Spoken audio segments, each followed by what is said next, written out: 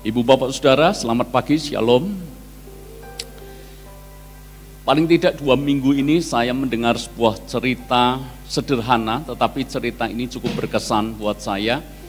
Cerita ini cukup menarik dan saya ingin bagikan kepada saudara. Cerita pertama adalah saya tidak hadir di share group, tetapi istri saya hadir dan istri saya menceritakan salah seorang jemaat yang dia dalam sharingnya dia mengatakan seperti ini, bahwa dia jarang sekali memenangkan hadiah. Jadi kalau ada undian namanya jarang keluar. Dia ceritakan itu di share group dan setelah dia cerita di minggu yang sama tiba-tiba dia menceritakan juga bahwa dia mendapatkan hadiah door prize pada waktu perayaan 17 Agustusan. Mungkin orang berkata, ya itu kebetulan, bisa jadi, tetapi nanti saya akan simpulkan buat Anda. Lalu kemudian minggu kemarin, setelah selesai ibadah, kami ngobrol-ngobrol dengan jemaat, dan satu jemaat menceritakan tentang satu burung yang hilang, yang terbang, burung sun conner. Burung ini burung peliharaan yang cukup bagus, cukup mahal juga, dan dia menceritakan bahwa 2 bulan yang lalu atau sebulan yang lalu, tepatnya saya lupa, burung ini pergi dari rumah. Minggu siang cerita, karena kami ngobrol sambil makan dan jemaat menceritakan itu. Dan tiba-tiba sore harinya istri saya menceritakan kepada saya karena jemaat WA ke istri saya plus kirim gambarnya. Dan sore hari itu dikirimi burung sun conner juga. Kok bisa sama, siang hari baru cerita, sore hari dikirimi saudara. Orang berpikir, ya itu kebetulan Pak, bisa jadi, tergantung apa yang kita yakini. Tetapi saya mengatakan kepada istri saya, kalau saya itu bukan peristiwa kebetulan, tapi itu Tuhan sedang mengedipkan mata kepada anak-anaknya. Tahu yang saya maksud? Tuhan kasih kedip, ting, artinya kecil tapi itu tanda bahwa Tuhan ternyata nyata dalam hidup kita. Tuhan peduli, Tuhan mengasihi. Lain kali kalau Anda kehilangan uang, tolong cerita. Siapa tahu sore hari tiba-tiba ATM Anda dipenuhi dengan uang ganti kehilangan Anda. Tidak ada yang tahu. Tapi maksud saya adalah, itulah kalau kita mengalami Tuhan. Justru lewat pengalaman kecil sehari-hari, kita merasakan Tuhan itu hadir, Tuhan itu hidup, dan Tuhan itu ada. Hari ini saya ingin mengajak Anda masuk di dalam seri khotbah yang masih berkaitan dengan seri khotbah bulan kemarin. Bulan kemarin kita belajar tentang mengalami Tuhan. Dan bulan ini kita akan belajar bagaimana kita bisa mengalami Tuhan. Maka bulan ini adalah bulan kita mencari Tuhan melalui kehidupan doa yang sehat, kehidupan doa yang kuat. Tujuannya adalah jemaat menjadi jemaat yang tekun untuk mencari Tuhan. Jemaat yang berdoa kepada Tuhan. Dan jemaat yang punya hubungan yang intim dengan Tuhan. Sehingga ketika Tuhan mengedipkan mata kepada Anda paham, Anda menangkap bahwa Tuhan sedang berbicara sesuatu kepada Anda. Makanya saya rindu jemaat Tuhan jangan menjadi jemaat yang bebal. Tuhan mengedipkan mata berkali-kali, kasih tanda berkali-kali, kasih berkat sekalipun berkat yang sederhana. Mungkin Anda rasa kecil, tetapi itu sebetulnya adalah tanda bahwa Tuhan sangat mengasihi kita. Ibarat ketika Nabi Tuhan berkata kepada bujangnya, ketika bujangnya berkata, aku hanya melihat awan sebesar telapak tangan. Langsung Nabi Tuhan berkata, katakan, sebentar lagi hujan turun. Tuhan sedang mengedipkan mata. Saudara-saudara, hari ini saya mengajak kita membuka Markus pasal yang ke-5. Kita membaca ayat yang ke-25 sampai dengan ayat yang ke-34. Bagaimana kita mengalami Tuhan dalam kehidupan kita sehari-hari. Hari ini kita belajar tentang bagaimana mencari Tuhan. Markus 5 ayat yang ke-25. Adalah di situ seorang perempuan yang sudah 12 tahun lamanya menderita pendarahan. Ia telah berulang-ulang diobati oleh berbagai tabib, sehingga telah dihabiskannya semua yang ada padanya. Namun sama sekali tidak ada faedahnya, malah sebaliknya keadaannya makin memburuk. Dia sudah mendengar berita-berita tentang Yesus, maka di tengah-tengah orang banyak itu ia mendekati Yesus dari belakang dan menjamah jubahnya, sebab katanya, asal ku jamah saja jubahnya, aku akan sembuh. Seketika itu juga berhentilah pendarahannya dan ia merasa bahwa badannya sudah sembuh dari penyakitnya. Pada ketika itu juga Yesus mengetahui bahwa ada tenaga yang keluar dari dirinya, lalu ia berpaling di tengah orang banyak dan bertanya, siapa yang menjamah jubahku? Murid-muridnya menjawab, engkau melihat bagaimana orang-orang ini berdesak-desakan dekatmu, dan engkau bertanya, siapa yang menjamah aku? Lalu ia memandang sekelilingnya untuk melihat siapa yang telah melakukan hal itu. Perempuan itu yang menjadi takut dan gemetar ketika mengetahui apa yang telah terjadi atas dirinya, tampil dan tersungkur di depan Yesus dan dengan tulus memberitahukan segala sesuatu kepadanya. Maka katanya kepada perempuan itu, hai anakku, imanmu telah menyelamatkan engkau. Pergilah dengan selamat dan sembuhlah dari penyakitmu. Lagi-lagi wanita ini mengalami Tuhan di dalam kehidupannya dan mengalami titik balik perubahan yang sangat dahsyat di dalam hidupnya. Kenapa saya bisa katakan demikian? Karena wanita ini punya problem yang sangat serius. Singkatnya seperti ini. Yang pertama, dia punya penyakit yang cukup serius. Menurut kata beberapa orang, kalau wanita sedang menstruasi, banyak yang mengalami keluhan. Badan rasanya tidak enak, badan rasanya capek, badan rasanya lemas. Beberapa yang parah, mereka mengalami sakit. Ini yang normal, saudara. Yang ini pun dikatakan itu normal. Sebab wanita kalau menstruasi memang keadaannya seperti itu. Itu normal. Bagaimana dengan yang tidak normal, atau bagaimana dengan mereka yang sakit atau benar-benar sakit? Maka inilah yang dialami oleh wanita ini. Bayangkan mengalami pendarahan selama 12 tahun. Setiap hari harus mengeluarkan darah. Maka itu hal yang sangat serius menurut saya. Jadi yang pertama, dia punya masalah sakit. Hal yang kedua, finansialnya juga jadi ikut sakit. Kenapa? Alkitab menulis semua yang ada padanya dihabiskan untuk mengobati penyakitnya itu. Semua yang ada padanya. Dia punya uang, habis. Dia punya barang, habis. Dia punya aset, habis. Finansialnya ikut-ikutan sakit karena semuanya dihabiskan untuk mengobati sakitnya. Sakit, finansial sakit, dan hubungan pun sakit. Masalah sosial. Karena beda di zaman sekarang dibandingkan dengan di zaman di mana ayat ini ditulis. Zaman itu saudara, kalau Anda baca Taurat, Anda baca Perjanjian Lama, itu jelas sekali dinyatakan bahwa orang yang sedang menstruasi itu dinyatakan najis. Dan wanita yang sedang menstruasi dinyatakan najis, tidak boleh berkumpul dengan orang lain. Sebab barang siapa bersentuhan maka ikut-ikutan menjadi najis. Dan wanita yang dikatakan najis karena menstruasi, dia harus menguduskan diri selama 7 hari dan kemudian hari ke-8 setelah berhenti, itu pun masih harus mengadakan ritual tertentu saudara untuk dinyatakan tahir. Jadi Anda bayangkan betapa ribetnya, betapa susahnya mereka yang sedang menstruasi. Maka wanita ini juga mengalami masalah sosial. Masalah sakit, masalah finansial, juga masalah sosial.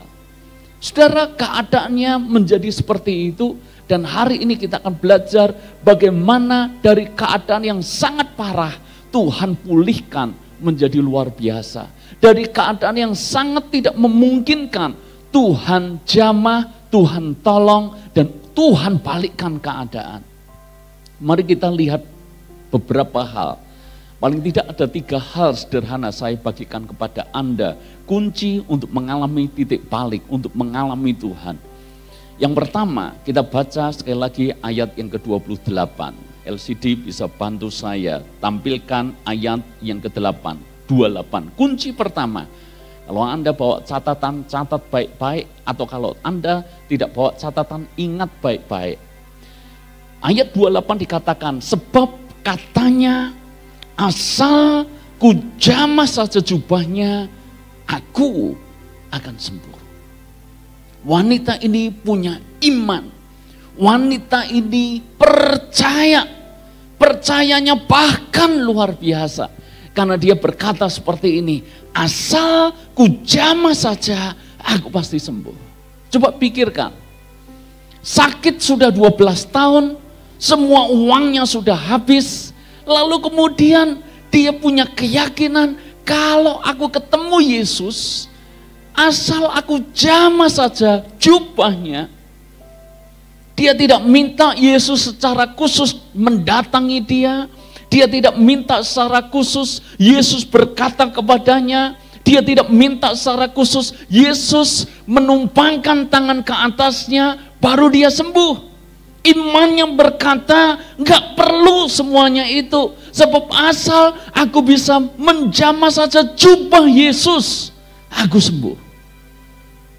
Ini iman yang sangat besar. Ini iman, ini percaya yang sangat luar biasa. Banyak orang Kristen kalau tidak didoakan langsung oleh pendeta nggak mantap. Banyak orang Kristen didoakan saja harus plus tumpang tangan baru mantap, saudara. Masih minta harus pendeta tertentu. Masih minta pendeta yang spesialis sakit penyakit. Masih minta pendeta spesialis sakit penyakit dengan jenis tertentu. Tapi saya mengatakan kepada Anda jemaat, miliki iman seperti wanita ini. Asal ku jamah jubah Yesus, aku akan sembuh. Bicara soal percaya, perhatikan saya, ada 3 tingkatan iman. Oke, perhatikan saya. Tingkatan pertama, ini yang mesti Anda harus miliki dan ini yang mesti Anda harus punya. Tingkatan pertama adalah percaya meski tidak melihat. Amin. Tingkatan kedua adalah aku percaya kalau sudah melihat. Ini tingkatan kedua. Ini adalah imannya Thomas. Biarlah aku mencucukkan dulu jariku ke tangan Yesus yang berlubang itu, baru aku percaya dia bangkit. Jadi dia harus lihat dengan indranya, dia harus lihat dengan matanya, dia harus mengecap dulu secara langsung, baru dia percaya. Melihat baru percaya. Barusan saudara, berapa minggu yang lalu atau berapa bulan yang lalu, saya lupa persisnya, saya ketemu dengan seseorang, dan seseorang ini menanyakan tentang perkembangan gereja kita. Maka saya berkata bahwa kami sedang mengajukan izin IMB. Lalu kemudian dia tanya, prosesnya sampai mana? Saya mengatakan bahwa puji Tuhan, karena surat dari FKUB sudah keluar, surat rekomendasi dari Kemenak atau Kementerian Agama juga sudah keluar. Lalu kemudian orang ini mengatakan kepada kami, dan responnya sungguh berbeda dari apa yang saya bayangkan. Karena seolah, ini seolah saudara, saya lupa tepatnya pengkalimatannya seperti apa. Tapi saya bisa simpulkan seperti ini. Seolah dia sedang berkata, jangan senang dulu. Sebab gereja kami juga pernah mengajukan izin. Gereja kami juga pernah mendapatkan rekomendasi dari FKUB. Gereja kami juga sudah dapat rekomendasi dari Kemenak. Tapi gereja kami akhirnya gagal mendapatkan IMB. Lalu kemudian dia mencontohkan, ada juga gereja yang jelas-jelas sudah dapat IMB, tapi waktu membangun di demo. Jadi seolah-olah saya simpulkan, jangan senang dulu. Kalau bahasa saya, mungkin orang itu akan berkata, nanti kalau izin IMB sudah di tanganmu, barulah kamu boleh percaya itu sungguh terjadi. Kalau dari surat IMB kamu bisa bangun, gedung gereja bisa terwujud, barulah boleh kamu percaya. Kalau saya pribadi, iman saya adalah meski belum melihat, saya belajar percaya. Sekalipun beberapa orang kalau belum di tangan, jangan percaya. Bagaimana dengan Anda? Mungkin Anda berkata, tapi ada benarnya loh Pak. Supaya kita jangan terlalu berharap. Nanti kalau berharap, akhirnya benar terjadi seperti yang tadi dikatakan, nanti Bapak kecewa. Tergantung sistem keyakinan Anda. Kalau saya lebih baik saya percaya kepada Tuhan. Kalaupun akhirnya, misalnya akhirnya, apa yang saya percayai ternyata berbeda dari kenyataan. Karena hidup tidak ada yang 100% sempurna. Saya lebih memilih percaya, sekalipun mungkin di tengah jalan hasilnya berbeda. Saya tetap percaya Tuhan itu baik buat hidup saya. Daripada Anda punya sistem keyakinan, kalau belum di tangan saya tidak akan percaya. Dijanjiin oleh bos, gajimu bulan depan naik. Kalau belum nilai di rekening bertambah seperti yang dijanjikan, saya tidak akan percaya. Itu hanya akan membuat kita jadi orang Kristen yang punya iman seperti Thomas. Tunjukkan dulu Tuhan, baru aku percaya. Aku melihat dulu, baru aku percaya. Kalau indraku bisa menangkap, baru aku percaya. Bukan seperti itu iman yang dikehendaki Tuhan. Dan tingkatan iman yang ketiga, ini lebih parah lagi. Tidak percaya meski benar-benar sudah melihat. Tidak percaya meski indranya mengatakan bahwa itu sudah terjadi. Mungkin Anda tanya, apa ada toh Pak orang seperti ini? Apa ada cerita di dalam Alkitab seperti ini? Menariknya di dalam Alkitab ada ceritanya. Yuk buka Kisah Para Rasul 12 ayat yang kelima. Ini menarik sekali. Siapa tahu mungkin ada di antara Anda punya pengalaman seperti ini. Kisah Para Rasul 12 ayat yang kelima. Saya ceritakan dulu latar belakangnya. Pada waktu itu Rasul ditangkap saudara. Yakobus ditangkap masuk penjara dibunuh. Petrus ditangkap juga. Lalu kemudian dijebloskan ke dalam penjara. Itu latar belakang ceritanya. Dan sekarang coba baca ayat yang kelima. Demikianlah Petrus ditahan di dalam penjara. Yuk kita baca sama-sama kalimat berikutnya. 2, 3. Tetapi jemaat dengan tekun mendoakannya kepada Allah. Petrus masuk penjara, jemaat mendoakan. Bayangkan mungkin Petrusnya saya, kebetulan kok namanya sama. Saya ditangkap, saya masuk penjara. Anda jemaat, Anda mendoakan. Clear, jelas ya. Lalu kemudian ayat yang ke-6 dan seterusnya Tuhan buat mujizat. Petrus bisa lepas dari penjara dengan cara mujizat. Malaikat Tuhan datang langsung melepaskan Petrus dari belenggu penjara. Dan sekarang kita loncat kisahnya di dalam ayat yang ke-11. Dan setelah sadar akan dirinya, maksudnya adalah Petrus sadar bahwa malaikat Tuhan melepaskan dia dari penjara, Petrus berkata, sekarang tahulah aku benar-benar bahwa Tuhan telah menyuruh malaikatnya dan menyelamatkan aku dari tangan Herodes dan dari segala sesuatu yang diharapkan orang Yahudi. Dan setelah berpikir sebentar, pergilah ia ke rumah Maria, ibu Yohanes yang disebut juga Markus. Di situ banyak orang berkumpul dan berdoa. Stop sampai di sini. Bayangkan ilustrasinya kayak gini, supaya Anda gampang menangkap. Saya masuk penjara misalnya, dengan cara ajaib Tuhan melepaskan saya dari penjara. Lalu kemudian saya berpikir, saya mau kemana sekarang? Oh, saya ingat, saya tak ketemu jemaat saja. Anda di sini sedang apa? Berkumpul dan berdoa. Anda mendoakan saya enggak? Semoga saya tidak kegeeran. Saya yakin Anda mendoakan saya. Tuhan buat mujizat, Tuhan tolong, Tuhan lepaskan. Anda sedang mendoakan saya di ruangan ini. Oke, sekarang loncat ayat lanjut ayat yang ke-13. Jadi saya putuskan untuk datangi Anda. Dan ketika maksudnya Petrus mengetuk pintu gerbang, bayangkan saya berada di depan pintu pagar, saya ketuk, datanglah seorang hamba perempuan bernama Rode untuk mengetahui siapa yang mengetuk itu.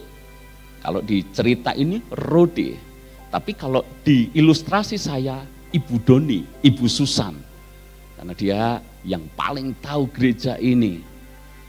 Dia bukain saya di depan, bukain saya, dan kemudian Rode atau hamba itu ia terus mengenal suara Petrus. Jadi Bu Susan tahu suara saya. Tetapi karena girangnya, ia tidak membuka pintu gerbang itu. Lah kadang-kala gitu saudara. Saking kesenangan, tidak dibuka-buka, saya dibiarkan di depan sana. Ibu Susan, jadi saya ganti ya supaya Anda bisa gampang membayangkan ceritanya. Segera masuk ke dalam untuk memberitahukan. Bu Susan tiba-tiba masuk ke ruangan ini, Anda sedang berkumpul dan berdoa. Dan memberitahukan bahwa Pak Petrus, saya ada di depan pintu gerbang. Kata mereka kepada perempuan itu, Pak Andri ngomong ke Bu Susan, Pak Jang Yen ngomong ke Bu Susan, Pak Lili ngomong ke Bu Susan, jemaat lain semuanya ngomong ke Bu Susan. Ngomongnya apa? Engkau mengigau. Gitu kan? Akan tetapi ia tetap mengatakan bahwa benar demikian. Harus adu argumen. Bu Susan ngomong, enggak, aku melihat. Ngigau kamu, ngimpi kamu. Pak Petrus di penjara, tapi tetap enggak di depan sana. Kata mereka, itu malaikatnya, tetapi Petrus terus-menerus mengetuk. Saya teriak-teriak kali ini, bukai! Dan ketika mereka membuka pintu dan melihat dia, mereka tercengang-cengang. Anda tercengang-cengang melihat saya benar-benar bebas dari penjara. Tetapi Petrus memberi isyarat dengan tangannya supaya mereka diam, lalu menceritakan bagaimana Tuhan menuntunnya keluar dari penjara. Katanya, beritahukanlah hal ini kepada Yakobus dan saudara-saudara kita. Lalu ia keluar dan pergi ke tempat lain. Kita yang mendoakan, kita yang minta, begitu Tuhan buat mujizat persis seperti yang kita minta, malah kita tidak percaya. Aneh enggak? Iman kita harusnya meski tidak melihat, aku percaya. Amin saudara? Amin. Jangan sampai percaya kalau melihat.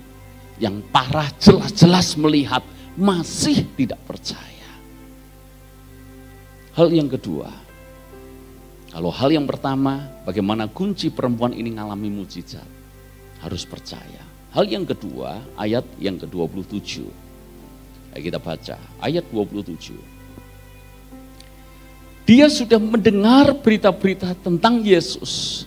Maka di tengah-tengah orang banyak itu, ia mendekati Yesus dari belakang dan menjamah jubahnya. Perempuan ini pernah dengar tentang Yesus. Perempuan ini percaya kalau aku bisa jamah jubah Yesus, aku akan sembuh. Dan Alkitab menulis, perempuan ini mendekati Yesus dari belakang di tengah kerumunan orang banyak dan menjamah jubahnya. Hal yang kedua, percaya saja enggak cukup. Anda harus punya inisiatif untuk mencari Yesus. Wanita ini tidak diceritakan duduk di pinggir jalan, siapa tahu Yesus lewat. Wanita ini tidak duduk di pinggir jalan sambil berharap siapa tahu Yesus lewat. Siapa tahu Yesus mampir. Siapa tahu Yesus tanya, "Ibu, apakah engkau sakit pendarahan?" Enggak. Wanita ini tidak menunggu, tidak pasif, tidak di pinggir jalan. Wanita ini aktif. Sekalipun lihat Yesus berada di tengah kerumunan orang banyak, wanita ini menerobos sekalipun dia lemah karena dia sakit. Dia menerobos akan hal itu sampai menjamah jubah Yesus. Saya pernah menceritakan kepada Anda bahwa banyak kisah di dalam Alkitab tentang mujizat yang mana Anda sulit menemukan cerita mujizat orang pasif dan mengalami mujizat. Jarang. Apakah ada? Mungkin ada. Tetapi sepanjang saya belajar Alkitab, khususnya kitab Injil, orang mengalami mujizat karena dia aktif untuk mencari Yesus. Ingat orang lumpuh yang digotong 4 orang temannya. Dia mengalami mujizat.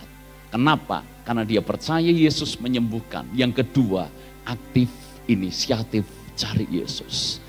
Ketika dia lihat masuk ke dalam, gak mungkin karena rumah itu sudah dipenuhi dengan orang. Mereka ngomong, kalau lewat depan gak bisa, kita lewat atas. Ingat, inisiatif cari Yesus.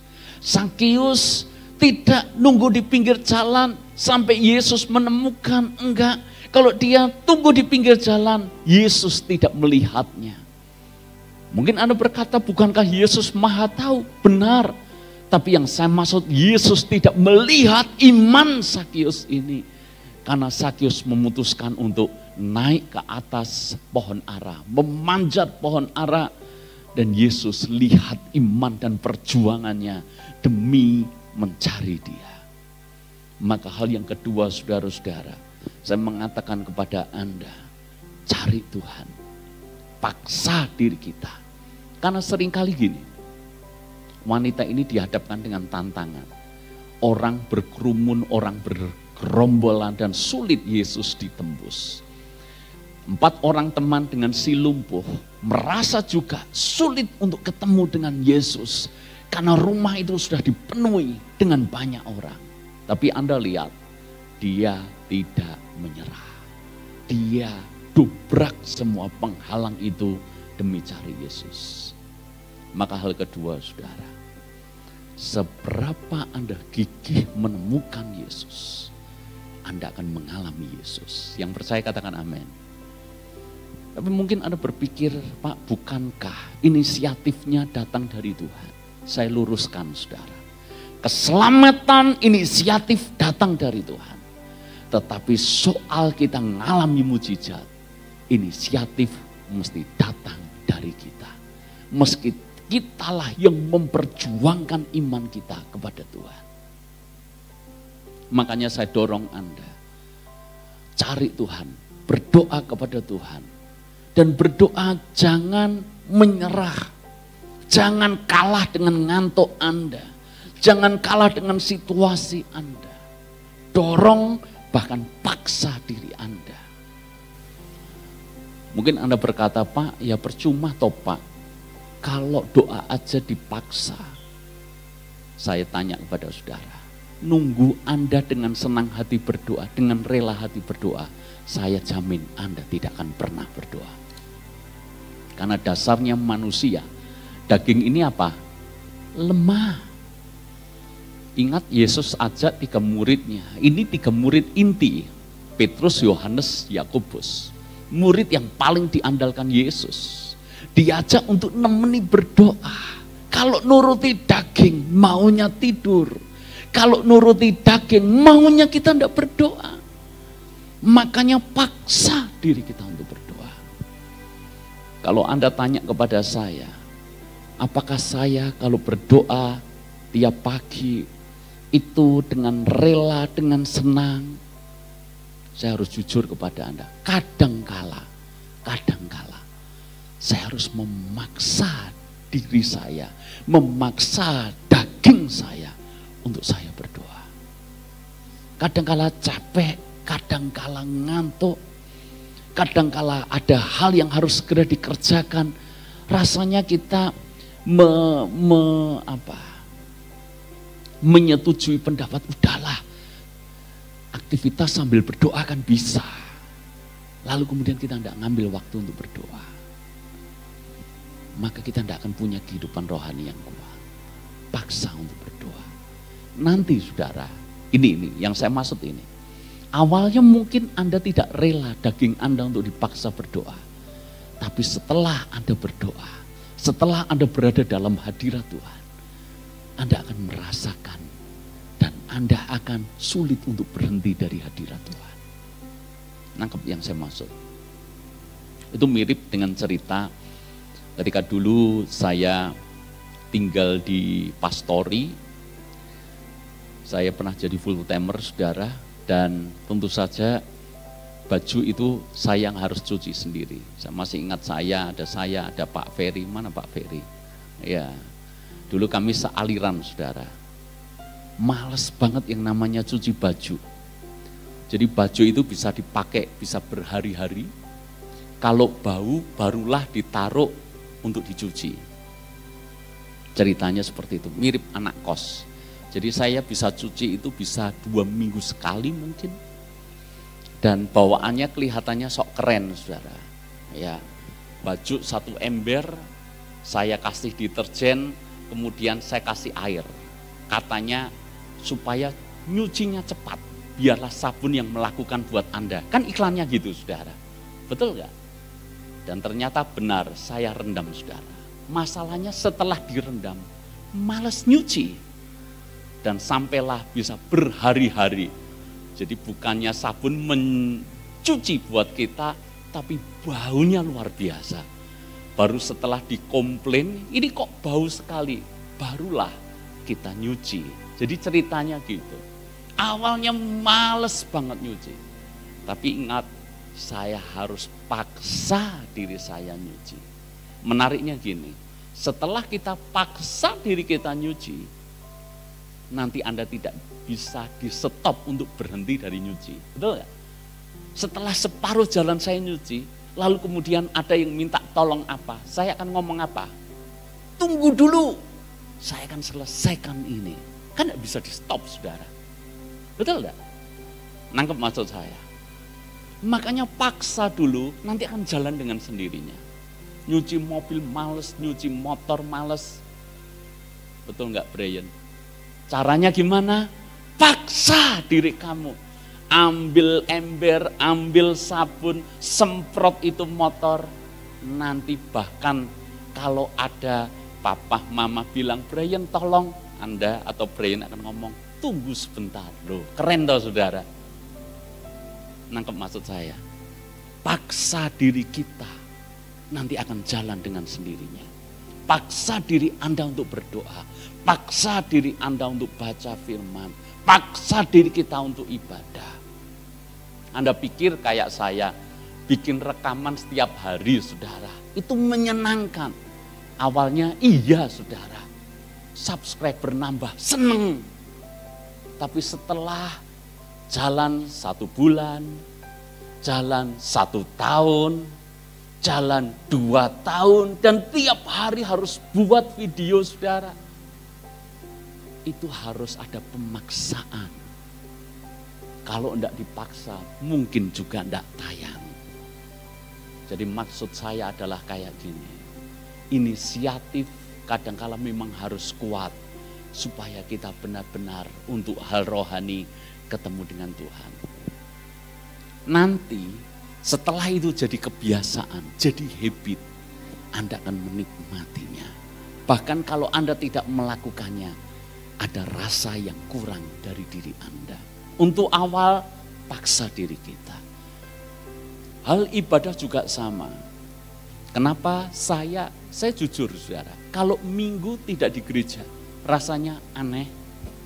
Makanya mau liburan dimanapun, minggu selalu ibadah. Kenapa? Kalau minggu tidak ibadah kok gimana gitu. Padahal dulu yang enggak. Tapi karena saya paksa, saya disiplin. Makanya minggu kalau tidak beribadah ada yang aneh, ada yang beda. Makanya saya cari gereja dimanapun saya berada. Yang penting minggu beribadah. Awalnya tidak rela, tapi saya paksa, akhirnya menjadi kesukaan bagi saya. Semoga Anda bisa menangkap apa yang saya maksud. Amin. Hal yang kedua, wanita ini tidak duduk di tempat, tidak duduk di pinggir jalan, tapi punya inisiatif memaksa dirinya. Pikirannya mungkin berkata, percuma orang banyak berkerumun ngelilingi Yesus, percuma kamu tidak mungkin bisa. Tapi dia paksa, aku harus jamah jubah Yesus. Sebab asalku jamah saja jubahnya, aku pasti sembuh. Yang ketiga, yang terakhir dan saya akan selesai. Ayat yang ke-30 dan ayat yang ke-31. Jadi yang pertama harus percaya. Yang kedua inisiatif cari Yesus. Hal yang ketiga, ayat yang ke-30. Pada ketika itu juga Yesus mengetahui bahwa ada tenaga yang keluar dari dirinya. Lalu ia berpaling di tengah orang banyak dan bertanya, siapa yang menjamah jubahku? Murid-muridnya menjawab, engkau melihat bagaimana orang ini berdesak-desakan dekatmu dan engkau bertanya, siapa yang menjamah aku? Dalam kemahatauannya, menurut Anda, Yesus tahu enggak siapa yang jamah dia? Tahu saudara? Tahu, 100% tahu. Dalam kemahatauannya Yesus tahu ada seorang wanita yang sakit pendarahan 12 tahun, dialah yang menjamah jubahnya. Yesus tahu. Tapi saudara, kenapa Yesus berkata kepada orang banyak pada waktu itu, siapa yang menjamah jubahku?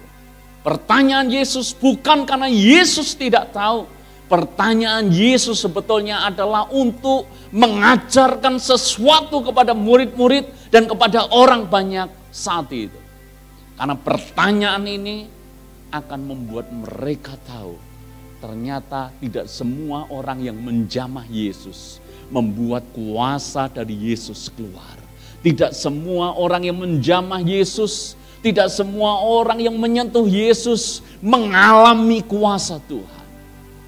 Wanita ini menunjukkan jamahannya berbeda. Ketika jamah dengan kerinduan yang besar, dengan iman yang besar, hasilnya luar biasa. Di antara kita, hari ini mungkin ada 100 orang, kita jamah Yesus. Ada orang yang jamahnya tidak membuat Tuhan menyatakan kuasa. Tapi ada orang-orang tertentu ketika menjamah, kuasa Tuhan keluar. Murid-murid menjamah Yesus jelas karena berdesak-desakan. Sampai mereka berkata kepada Yesus, oh engkau melihat bagaimana orang ini berdesak-desakan dekatmu dan engkau bertanya siapa yang menjamah aku. Maksudnya apa? Banyak orang menjamah Yesus. Tapi yang Yesus maksud seperti ini, banyak orang dekat dengan mulutnya, tapi jauh dari hatinya. Bangsa ini memuliakan aku dengan bibirnya, tetapi hatinya menjauh daripadaku. Ini zaman yang tidak menggerakkan kuasa Tuhan. Makanya saya mengajak Anda semuanya, kalau Anda berdoa, kalau Anda menyembah, kalau Anda memuji, kalau Anda beribadah, kalau Anda dalam hadirat Tuhan, pastikan Anda ingat wanita ini. Apakah ketika aku menyembah Tuhan, ketika aku mengangkat tangan, aku benar-benar menjamah Tuhan, aku menjamah surga, sehingga surga menyatakan kuasanya atas kita. Ataukah zaman kita begitu biasa, doa kita begitu biasa, Tuhan begitu biasa. Murid-murid ini saking dekatnya dengan Yesus, tiap hari bersama dengan Yesus. Yesus mungkin jadi yang biasa, sehingga tidak ada zaman dengan penuh kerinduan, seperti halnya yang dialami oleh wanita yang sakit 12 tahun ini. Dia menjamah dengan kerinduan yang besar akan Tuhan. Saya kok punya keyakinan gini, siapa yang hari ini punya masalah tertentu, entahkah Anda punya masalah sakit tertentu, entahkah Anda punya masalah pekerjaan finansial tertentu, punya jamahan seperti wanita ini, nanti Anda akan mengalami kuasa Tuhan dinyatakan buat Anda. Alasan cerita ini ditulis adalah supaya kita melakukan hal yang sama. Alasan kisah wanita yang pendaran ini ditulis di dalam Alkitab adalah supaya Anda dan saya mengalami Tuhan. Ketika kita percaya, ketika kita punya inisiatif cari Tuhan, dan ketika kita menjamah Tuhan dengan kerinduan yang besar, maka kita akan mengalami Tuhan. Amin. Saya tahu mungkin hari ini beberapa di antara Anda datang dengan pergumulan yang berat. Anda datang dengan sakit. Anda berkata, Pak sudah diobati nggak sembuh-sembuh. Pak saya udah capek masuk keluar rumah sakit. Tapi hari ini kenapa kita tidak belajar percaya akan kisah ini. Belajar percaya Yesus kita tidak pernah berubah. Dulu, sekarang, dan selamanya. Dulu dia bisa sembuhkan, hari ini dia bisa sembuhkan, kapanpun dia bisa sembuhkan. Dulu dia cukupkan, hari ini Tuhan bisa cukupkan, sampai kapanpun dia cukupkan. Dulu dia sediakan, hari ini Tuhan pasti sediakan, sampai kapanpun Tuhan akan sediakan. Kuncinya apa? Percaya. Kuncinya apa? Inisiatif cari Yesus. Kalau dagingmu menghalangi, paksa diri Anda untuk cari Yesus. Dan yang ketiga, miliki kerinduan yang besar, jamahan yang berbeda dari biasanya. Tuhan memberkati kita semuanya. Haleluya.